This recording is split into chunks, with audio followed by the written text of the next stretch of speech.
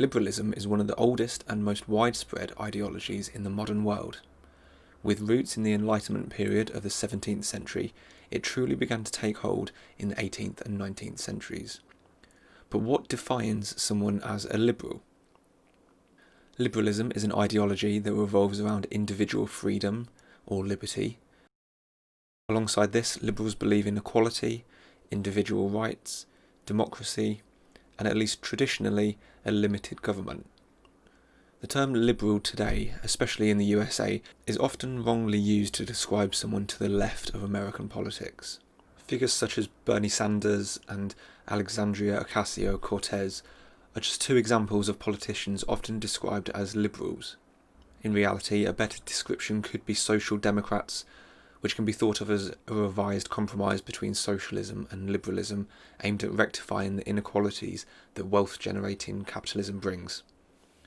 Liberalism differs from socialism in that equality is seen more as equality under the law, in human rights, in democracy, and in having individual freedoms that others cannot undermine. For example, the free to choose your religion and being free to express your views without fear of persecution. Socialism, in contrast, cares more about equality of outcome rather than equality of opportunity. Whilst a liberal would often look at the rights two individuals have under the law, a socialist would focus more on their living standards and the wealth gap between them, the outcome. With inequality often being seen as one of the greatest challenges the world faces today, alongside liberalism being one of the most widespread ideologies, this raises the question of to what extent should liberals care about inequality? And this is a question that could be answered in two ways, ideologically or practically. Ideologically, the answer comes down to the extent to which someone believes wealth impacts an individual's freedom. In this sense, liberals can be broadly split into two categories based upon which types of freedom they believe in, classical liberals and modern liberals. Whilst modern liberals believe in positive freedom, classical liberals defend freedom in its negative sense. This can be summarised as positive freedom being the freedom to do something, and negative freedom being the freedom from external restraints. For example, are US citizens free to go on holiday to the Bahamas? Classical liberals would say yes. There are little to no laws restraining the ability of the US citizens to visit the Bahamas on holiday. Modern liberals, on the other hand, would argue that many US citizens are in fact not free to go on holiday to the Bahamas. For people living in poverty who can barely afford to pay the month's rent, a holiday to the Bahamas is a distant dream. For classical liberals, this inequality should not matter. You can be free yet miserable. They tend to support the ideas of libertarian philosopher Friedrich Hayek, who defined freedom as being a sphere around each individual, in which they can do and act as they please, free from external restraints. This notion of freedom as being free from external restraints would justify in classic liberals' minds not caring about wealth inequalities. Modern liberals, in contrast, believe that poverty can limit someone's freedom. One way to describe this is the difference between having formal freedom under the law and having effective freedom to do something unhindered by restraints such as poverty. Modern liberals would argue that for all individuals to have a fair amount of effective freedom, there must be a social minimum of living standards. For example, similarly talented children tend not to have equal opportunities as a result of their backgrounds. So modern liberals believe there is a need for some sort of redistribution to maximise individual freedom for all.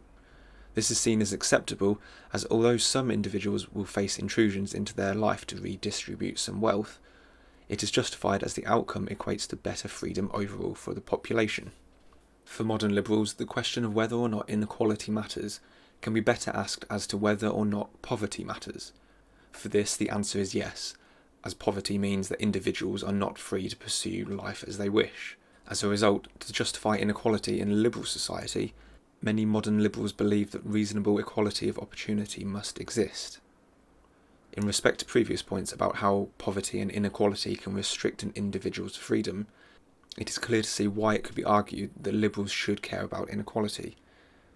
Despite this, classical liberals have argued that there's a stark difference between being free to do something and having the power to actually do it. This confusion of liberty as power, or liberty with wealth, has in their eyes allowed more modern liberals to exploit all the appeal that comes with the word liberty in support for the redistribution of wealth. Scholars such as Nozick argued that all obligations derive from consent, and that the primary threat to liberty is the imposition of obligations to which one has not consented. Liberals who support freedom in its negative concept can believe that any attempt to reduce inequality not achieved through natural market forces is unjustifiable. For example, many classic liberals saw the nationalisation of the commanding heights of the British economy in the late 1940s as theft of privately owned business. Proponents of freedom in its positive concept will also struggle to justify any intervention that goes beyond attempting to achieve a social minimum. For them, in answering the question of should liberals care about inequality, the initial answer would be no, but adding that they should instead care about poverty and creating reasonable equality of opportunity. This, in turn, would mean that any infringements on individual liberties to achieve this would be justified, as overall freedom would be higher. But what about the practical implications that inequality has for liberalism? Inequality has, despite overall economic growth, increased consistently since the 1970s. Put simply, American-style capitalism is great so long as high growth continues, but everyone expects to share in that growth. If they begin to feel excluded, why should they continue to support the model? Some may start to believe that they would be better off with a system that generates lower growth, where benefits are more evenly distributed. Scholars observing the rise in inequality have argued that those left behind the unrestricted rush to maximise profits feel angry and aggravated, which in turn makes a perfect breeding ground for nationalist and populist movements. With populism basing itself off opposition to the elite, inequalities in Western liberal societies have meant that liberalism as a form of government has come under attack from such movements. For many, Brexit was seen as a vote against the establishment and was led by populist leaders such as Nigel Farage. The voting pattern was clear in that working class people were considerably more likely to vote for Brexit than their wealthier counterparts. The rise in inequality through the Western world can also be seen in other European countries, where nationalists are making gains by opposing what they portray as the establishment.